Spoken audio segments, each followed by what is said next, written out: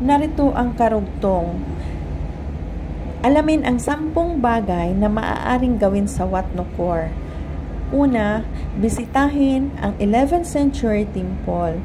Ang pinakilalang tampok ng Wat Nukor Complex ay ang 11th century temple na kung saan ay tahanan ng ilang mga sinaunang sculpture at fresco.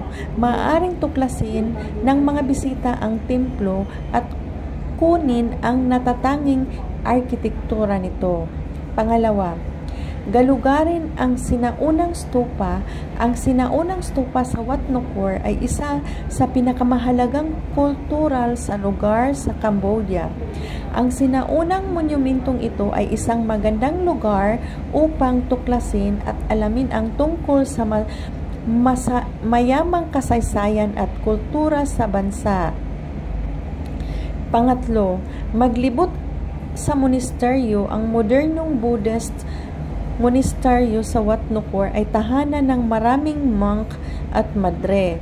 Ang mga bisita at maaaring maglibot sa monasteryo upang matuto ng higit pa tungkol sa Budismo at sa monastikong pamumuhay.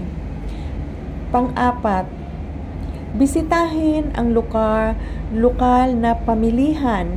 Ang lokal na pamilihan malapit sa Wat Nukor ay isang magandang lugar para sa mamili ng mga souvenirs, handicraft at lokal na ani. Masisiyahan din ang mga bisita sa masasarap na street food at merienda sa palengke. Panglima, i-explore ang mga guho ng Wat Nukor ay isang magandang lugar upang tuklasin at alamin ang tungkol sa sinaunang kasaysayan ng lugar.